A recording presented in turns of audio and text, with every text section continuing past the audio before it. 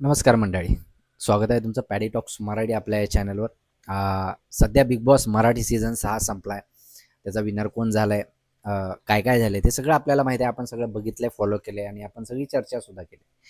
पण आता आपण ज्या विषयावर बोलणार आहोत तो थोडासा वेगळा विषय आहे. तो म्हणजे आपल्याच रितेश भाऊंचा, म्हणजे जे होस्ट होते बिग बॉस मराठी 5-6चे आपले रितेश भाऊ, त्यांचा मराठी चित्रपट येतोय राजा शिवाजी.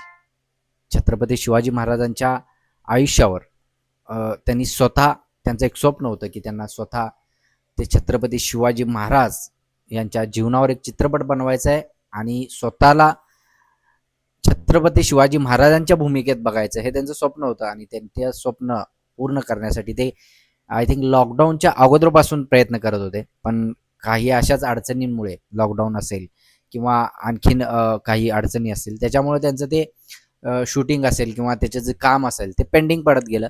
आणि मग हळूहळू करत त्यांनी त्यांचं ते स्वप्न सत्यात उतरवण्यासाठी त्याचे प्रयत्न चालू केले आणि अखेर 2026 त्यांना उजाडलं ते स्वप्न पूर्ण करण्यासाठी.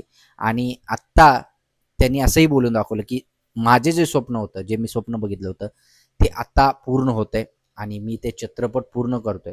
आणि त्याचा ट्रेलर देखील आलेला आहे. तो ट्रेलर पण आपण बघितलेला आहे.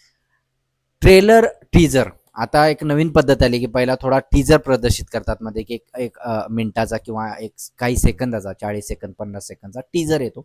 टीजरमध्ये एवढंच दाखवलं जातं की पिक्चर कशा संदर्भात असणार आहे, कसा असेल किंवा कोण असेल, म्हणजे त्यात जास्त काही नाही कळत. पण ज्यावेळी ट्रेलर येतो, एक 2-2.5 मिनिटाचा ट्रेलर येतो, त्यावेळी त्या ट्रेलरमध्ये सगळं कळतं की बाबा कसा चित्रपट असेल, कशी त्याची एक रचना असेल, त्याची कथा कशी असेल, त्यामध्ये जे कॅरेक्टर आहेत किंवा जे पात्र असतील ते कोणी कसं परफॉर्म केलंय किंवा कसं सादर केलंय, त्याचं सादरीकरण कसं केलंय, या संदर्भात सगळ्यात खुलासा होतो ट्रेलरमध्ये. आणि तेच झालं. ज्यावेळी टीजर आला त्यावेळी भरपूर लोकांनी रितेश दादांना ट्रोल केलं. रितेश दादांना असं म्हटलं गेलं की काय गरज होती किंवा काय अशी हे होतं की बाबा स्वतः तुम्हाला परफॉर्म करायचं होतं. एकतर तुम्ही त्याला शोभत नाही. ते छत्रपती शिवाजी महाराजांचा एक जो ऑरा होता किंवा त्यांचं जे कॅरेक्टर होतं, कॅरेक्टर म्हणण्यापेक्षा त्यांचं एक जीवनपट होतं, त्याला तुम्ही न्याय देऊ शकत नाही, देत नाही किंवा आम्हाला ते वाटत नाही. त्यामुळे तुम्ही कसं काय इतका टोकाचा निर्णय घेऊ शकता, असं वगैरे वगैरे जे काय असेल ते भरपूर ट्रोल झाले, भरपूर निगेटिव्ह कमेंट्स आले. पण त्याच्यानंतर ज्यावेळी ट्रेलर आला त्यावेळी त्याचं सगळं चित्र बदललं गेलं. ट्रेलरमध्ये भरपूर काही खुलासे करण्यात आले, भरपूर असं त्यामध्ये दाखवण्यात आलं की लोकांना पटलं की बाबा हां, ठीक आहे, जे काही करतायत ते छत्रपती शिवाजी महाराजांसाठी, आपल्या मराठी मातीसाठी, मराठी बोलीसाठी किंवा मराठी चित्रपट सृष्टीसाठी केलं जाते आणि त्याचं कधीही स्वागत असणार आहे. सो ह्या सगळ्या गोष्टीचा विचार करून प्रेक्षकांनी ते जे काही त्यांचे जे मनात चुकीच्या भावना होत्या किंवा चुकीचे जे ग्रह होते ते पुसले गेले या ट्रेलरमुळे. आणि तेच आपण इथं चर्चा करणार आहोत. ट्रेलर बघितल्याप्रमाणे ट्रेलरमध्ये आपण बघितलं की खूप उत्साही आणि खूप एनर्जेटिक असा ट्रेलर बनवलेला आहे. छत्रपती शिवाजी महाराजांच्या भूमिकेत स्वतः रितेश दादा दिसत आहेत. ॲक्शन सीन दिसत आहेत, खूप सारं व्हायलन्स दिसतोय, जो की लढाईच्या दरम्यान दाखवला जातो किंवा लढाईच्या दरम्यान असतो तो दाखवला जातो. चित्रपटाच्या ट्रेलरमध्ये असं सुद्धा दिसतंय की खूप मोठी स्टारकास्ट दिसते आपल्याला, की हिंदी चित्रपटसृष्टीतील असतील, मराठी चित्रपटसृष्टीतील असतील, भरपूर कलाकार दिसतात.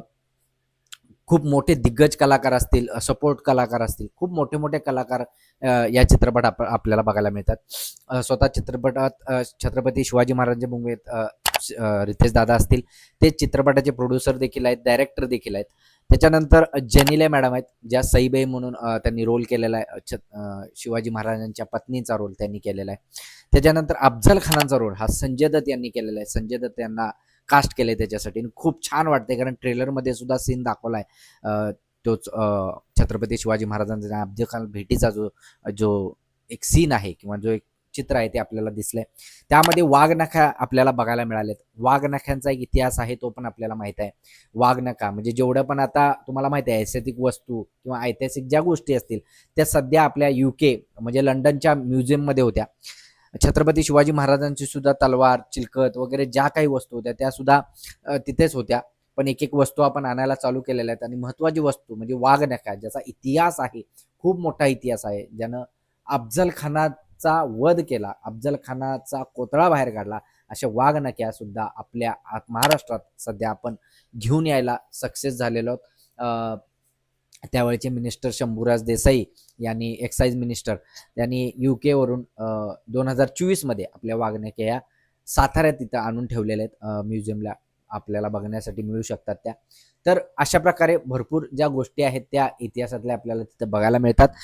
तसंच अभिषेक बच्चन आहेत शंभूराजेंच्या म्हणजे जे शिवाजी महाराजांचे भाऊ होते शंभूराजे त्यांच्या भूमिकेत दिसत आहेत. स्वतः सचिन खेडेकर सर शहाजीराजेंच्या भूमिकेत दिसणार आहेत. मग त्याच्यानंतर महेश मांजरेकर सर आहेत, बोमन इराणी सर आहेत, बडी बेगम यांच्या जो रोल आहे तो आपली विद्या बालन यांनी निभवलेला आहे, त्यांनी पूर्ण केलेला आहे. फरदीन खान सुद्धा आपल्याला एका भूमिकेत दिसणार आहेत. आणि मेन म्हणजे जे आपल्याला ट्रेलरमध्ये दाखवलं नाही किंवा दिसलं नाही ते म्हणजे सगळ्यात महत्त्वाचा रोल एकदम म्हणजे ज्याला आपण सरप्राईज म्हणू शकतो ते म्हणजे सलमान खानचा रोल. तो जीवा महाल जे आपलं एक मावळे आहेत त्यांचा रोल सलमान खान यांना दिलेला आहे. ते म्हणजे असणार आहे जो प्रतापगडाचा जो प्रसंग घडला त्या ठिकाणी जे शिवाजी महाराजांना वाचवण्याचं काम असेल ते जीवा महालांनी केलं होतं. आणि त्याच्यावर म्हण सुद्धा आहे ते आपल्याला माहित आहे, होता होता जीवा म्हणून वाचला शिवा. तर ते जीवा महालाचं जे कॅरेक्टर आहे किंवा जे मावळ्याचं एक पात्र आहे ते सलमान खान यांनी केलेलं आहे. हे कास्टिंग याच्यामध्ये दिसतंय आपल्याला.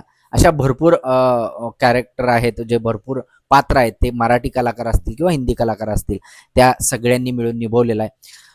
खूप मोठी स्टारकास्ट आहे, खूप मोठा चित्रपट आहे, खूप मोठ्या स्केलवरचा चित्रपट मराठी इंडस्ट्रीमध्ये पहिल्यांदा बनतोय.